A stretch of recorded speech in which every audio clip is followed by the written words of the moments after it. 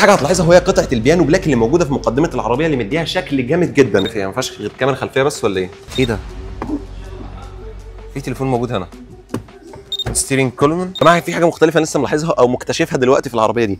اصدار جديد من علامه تويوتا في السوق المصري، وده اول ريفيو ليها، وبنتكلم طبعا عن تويوتا اوربان كروزر الجديده. ولكن قبل ما نبدا ما تنساش تعمل لايك للفيديو، سبسكرايب للقناه عشان يوصلك اي فيديو جديد بننزله. ويلا بينا نشوف ايه القصه. في الفيديو ده احنا هنتكلم عن شكل العربيه من بره، ونتفرج على داخلياتها من جوه، ونشوف ايه اللي موجود، ونتكلم عن مواصفات الموتور، ونشوف ايه قصه العربيه دي. ونبدا باول حاجه كالعاده وهي الاسعار الرسميه للعربيه دي. طبعا العربيه دي بتنزل بفئتين، اول فئه 1.390 وثاني فئه 1.490. طبعا دي الاسعار الرسميه وقت تصوير الفيديو ده. العربيه هتتباع باوفر مش باوفر لسه محدش يعرف. خليني اقول لك ان العربيه دي هي سوزوكي الجراند فيتيرا. هتقول لي ازاي؟ هقول لك شالوا لوجو سوزوكي وحطوا مكانه لوجو تويوتا. وهنا بقى ياتي السؤال الاهم، هل العربيه تحت شعار تويوتا هتبيع اكتر؟ هتبقى اجمد في السوق المصري؟ مبيعاتها هتزيد؟ لان العربيه دي للاسف فشلت فشل ذريع لما كانت شايله شعار سوزوكي. والاجابه باختصار شديد جدا من وجهه نظري طبعا هي في تويوتا هتبقى انجح وهتبيع. ودلوقتي يلا بينا نتفرج على شكل العربيه من قدام ونشوف ايه الموضوع. اول حاجه هتلاحظها وهي قطعه البيانو بلاك اللي موجوده في مقدمه العربيه اللي مديها شكل جامد جدا، والتطعيمات اللي بالنيكل كروم اللي على الجنبين وشعار تويوتا في النص. عندك الاشارات بتاعتك موجوده هنا بنفس الشكل اللي معظم شركات العربيات بقت متجهه ليه.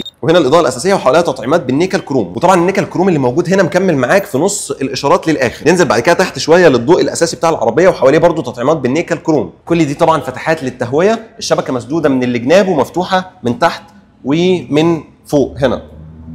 طبعا في مصفح بلاستيك من تحت، ومش شايف اي حساسات اماميه او كاميرات اماميه، مع ان الفئه الاعلى المفروض ان فيها كاميرات 360. الفئه اللي معانا دي هي الفئه الاقل. ونيجي دلوقتي لشكل العربيه من الجنب. انت بتتكلم في طول حوالي 4 متر 375. هتبان معانا القصه دي اكتر لما ندخل نركب جوه ونشوف المساحات. اول حاجه معانا القطعه دي كلها بلاستيك وداير مكمل معاك لحد ورا، وبرده الكفر اللي على العجله الخلفيه. الكاوتش بتاعنا 215 60 ار 17، كاوتش ار 17. التعليق الامامي ماكفيرسون والخلفي تورشن بيم. في اشارات مع المرايات والمرايات مش ضم، ومفيش كاميرات 360. مش عارف هي ما فيهاش غير كاميرا خلفيه بس ولا ايه؟ ما فيهاش غير كاميرا خلفيه بس اعتقد، صح؟ سنسور خلفي وكاميرا خلفيه فقط. جميل. طبعا المرايات بتاعتك مش ضم، وفي اشارات مع المرايات. عندك بصمه خارجيه ممتاز جدا، جميل الموضوع ده. روف راك على قده كده باللون الاسود. الخطوط اللي موجوده في العربيه اول حاجه خالص اخده من نهايه الكروم اللي موجوده عند الفانوس او عند الاشارات من قدام، خط مكمل معاك لحد الاخر لحد الفانوس الخلفي. ومن الجنب من هنا برضو السحبه بتاعتك اللي هي موجوده من هنا لهنا. مفيش ازاز فيهم فاميه. عندك اللي هي الشراع الصغيره اللي هنا، وحته بيانو بلاك مكمله معاك للاخر. الجنط الخلفي برضو 215 60 ار 17، يعني هو نفس اللي قدام. نيجي لشكل العربيه من ورا. حاسس ان في انطباعات كتيره كده جايه لي لما تبص النظره الاولى لشكل العربيه من ورا، ولكن خلونا ناخد الموضوع واحده واحده ومن البدايه. نبدا اول حاجه خالص بشكل الفانوس بتاعك. حاسس ان الشكل ده انا شفته في حته قبل كده بس ما شاء الله مش عارف فين.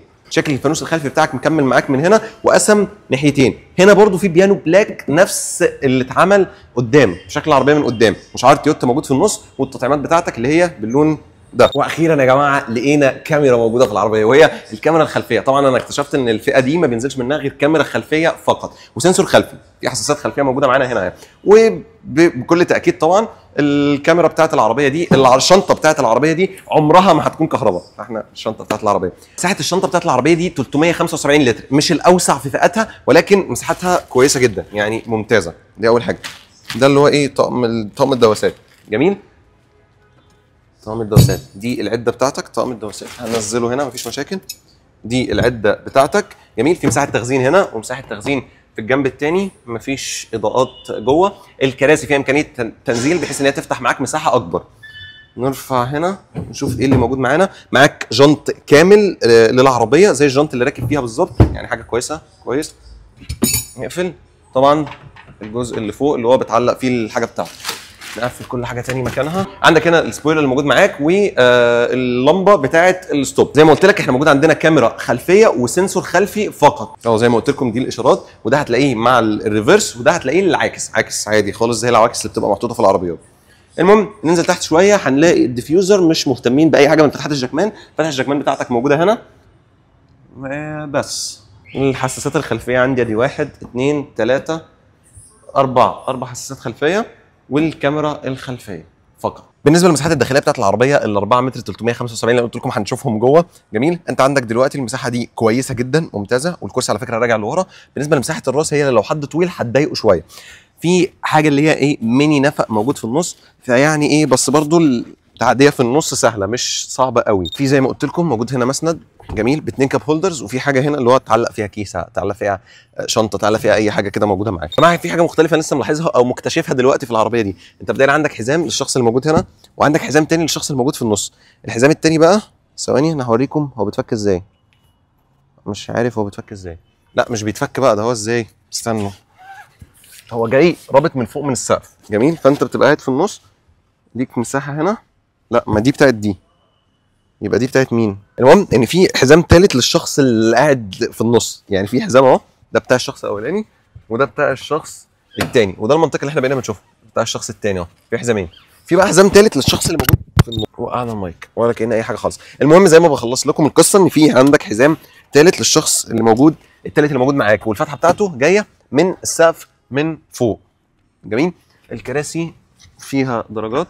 احنا قلنا ان في امكانيه، انا مبهدل نفسي اقسم بالله في القعده اللي انا قاعدها دي ومش عارف اتحرك زي الناس. بص، في عندك الكراسي زي ما قلنا ان هي بتتقلب خالص بحيث ان هي تدي لك مساحه اكبر في الشنطه. الكرسيين بتوعك موجودين، بس ما اعتقدش ان هو ليهم درجات، ما لهمش درجات الكرسيين. في عندي برضو حاجه من ضمن الحاجات اللي موجوده ورا، عندي اضاءه موجوده هنا جميل في الجنب، وواحده ثانيه موجوده نفس الكلام. يعني الاضاءه دي انت بتتحكم فيها وانت جوه، تقفلها او تفتحها من الزرار ده. بس مفيش عندي اضاءه صالون موجوده هنا. في عندك فتحه تكييف تخانقوا عليها انتوا الاثنين. عندي برضو من هنا، عندي برضو موجود في الكونسولة الداخليه فتحه تكييف واحده ومكان للتخزين. واعتقد المفروض في الفئه الاولى، في الفئه الاعلى سوري، يبقى موجود هنا وصلات يو اس بي سي. مش موجود هنا وصلات يو اس بي سي. عندك مساحات للتخزين. جميل ممتاز كويس مفيش مشاكل. تعالوا نعدي. زي ما قلت لكم التعديه نوعا ما سهله، بس في ميني نفق في النص. يعني في حاجه اللي هو ايه، نفق صغير مش كبير. يعني بص كده يوضح معاكم اكتر، في اللي هو ايه ميني نفق، حاجه كده ايه صغيره، مطب صغير، مش نفق كامل، فاهمين؟ عشان دي تفرق. اتفرج دلوقتي على الماتيريال بتاعت الباب. طبعا كل ده بلاستيك معاك المربط بتاعك، يعني برضو خامات نوعا ما بلاستيك، دي اللي هي قماش. وفي هنا مساحه تخزين تاخد لها ازازه صغيره مش اكتر من كده. عندك برضو اللي هي التطعيمه اللي هنا اللي هي بالنيكل، ده جلد اعتقد، وده كده قماش، وده بلاستيك. والمساحه بتاعتك اللي هنا اللي هي ما تاخدش حاجه، ازازه ميه صغيره بالعافيه بس. وده المفروض ان هو نفسي اقول عليه ساوند سيستم، بس النظام الصوتي بتاع العربيه موجود هنا. جميل، خلاص كده خلصنا. ده بالنسبه للمساحات الخلفيه بتاعت العربيه. حاجه من ضمن الحاجات برضو اللي ممكن ما تكونش بانت معاكم، احنا موجوده هنا عندنا شراع للجنب الخلفي. ويلا بينا دلوقتي ندخل نشوف العربيه من قدام بقى موجود عندنا ايه. اول حاجه برضو انا قلت لكم ان موجود هنا عندي بصمه خارجيه للعربيه. خلينا كده ناخدها واحده واحده عشان برضو عشان ايه ما نلخبطش الدنيا. الماتيريال بتاعت الباب، اول حاجه عندك برضو ده بلاستيك بس خامه ممتازه شويه نوعا ما كويسه. وكذلك اللي تحت، في عندك برضو نفس التطعيمه اللي موجوده في الباب الخلفي. عندك الزراير بتاعتك اللي موجوده هنا، واللوك والتحكم في المرايات موجود هنا. المساحه هنا اكبر طبعا، مساحه تاخد لها ازازه ميه كويسه كبيره، تاخد لها ازازه ميه كبيره. وهنا في مساحه برضو مش بطاله. الساوند سيستم والنظام الصوتي ده برضو قماش موجود معاك. بس خلوني استغل فرصه ان انا ما وريتكمش المفتاح بتاع العربيه ونتفرج عليه سوا. ده شكل المفتاح بتاع العربيه، اللوجو بتاعها من ورا، فتح والقفل. جميل، ده بالنسبه لشكل المفتاح بتاع العربيه. طبعا الكراسي بتاعت العربيه مش كهرباء، وانما الكراسي اللي هي بتتحرك عادي قدام ولورا، اللي هو ده الدراع اللي بيرفع الكرسي. جميل، وكده تنزله، وده الدراع اللي بيقربه عليك وترجعه تاني زي الفل مفيش مشاكل. عندك في مرايه مفيش معاها اللي هي الضوء، في هنا مرايه برضو نفس الكلام. في عندي هنا اضاءات بتاعه الصالون جميل جدا. السقف بتاع العربيه دي نفس السقف بتاع نفس الماتيريال المستخدمه في الاوتلاندر الفئه الاولى، يعني فكرتني بيها على طول. جميل، الطاره بتاعتك عاديه جدا. التحكمات بتاعتك فيها التحكمات بتاعت الصوت بتاع العربيه. تعالوا ندور العربيه. عندك زرار الستارت ستوب بتاع العربيه. في هنا اللي هي الايه الدرجات بتاعه الضوء من قدام. جميل، الزراير دي كلها مقفوله. في هنا فتحه الخزان بتاع الوقود، وهنا بتفتح الكبوت بتاع العربيه. جميل، زرار الاشارات بتاعتك ثواني هنا التحكمات بتاعه الصوت بتاعتك موجوده هنا. في عندي شاشه هنا 9 انش. الشاشه هنا موجوده بتاعه العربيه 9 انش. خلونا بس الاول في الطاره بتاعه العربيه. جميل، طاره عاديه جدا، الماتيريال كويسه نوعا ما. ده ايه ده؟ الغاء.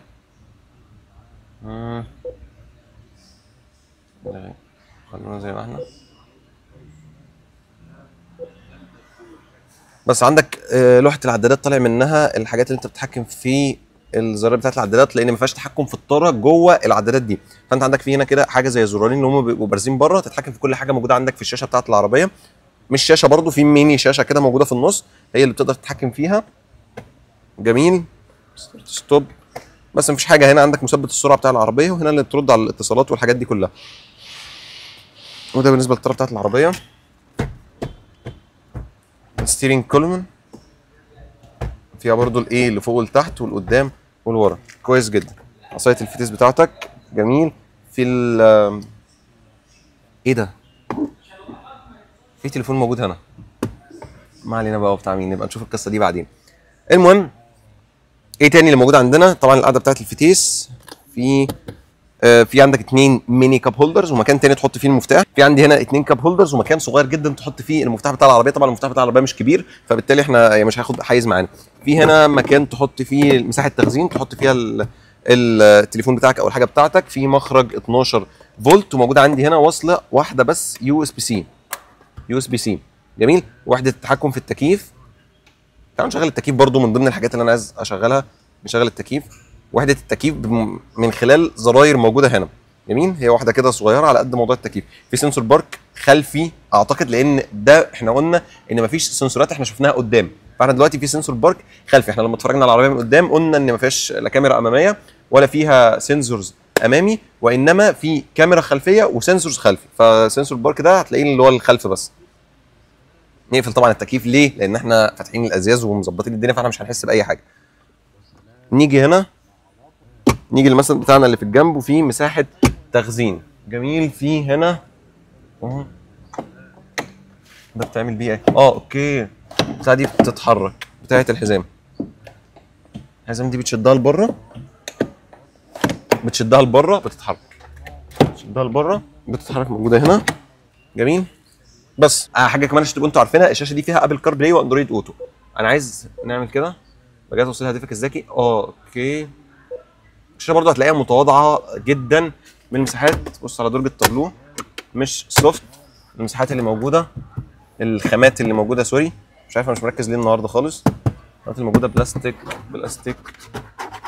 بلاستيك، وفي التطعيمه اللي هي بالنيكل كروم اللي موجوده جوه هنا، اللي هي اخده برده في البيبان من بره واللي احنا اتفرجنا عليها ورا. وده كده بالنسبه لداخليه العربيه من جوه. حاجه كمان نسيت اقول لكم عليها، وهي ان العربيه دي موجود فيها 6 ايرباج، وطبعا فيها وسائل الامان بتاعه الاي بي اس والاي بي دي وانظمه الفرامل والقصص دي كلها. وبس كده، وبكده نكون اتفرجنا على العربيه من بره واتفرجنا عليها من جوه واتكلمنا عن الموتور بتاعها وجاوبنا على السؤال المهم جدا، ان هل هي كده تبيع ولا ما تبيعش. ولو عندك اي راي تاني يا ريت تقوله لي في الكومنتات. ما تنساش تعمل لايك للفيديو، سبسكرايب للقناه عشان يوصلك اي فيديو جديد بننزله. ثانك يو فور واتشنج. شكرا على المشاهده.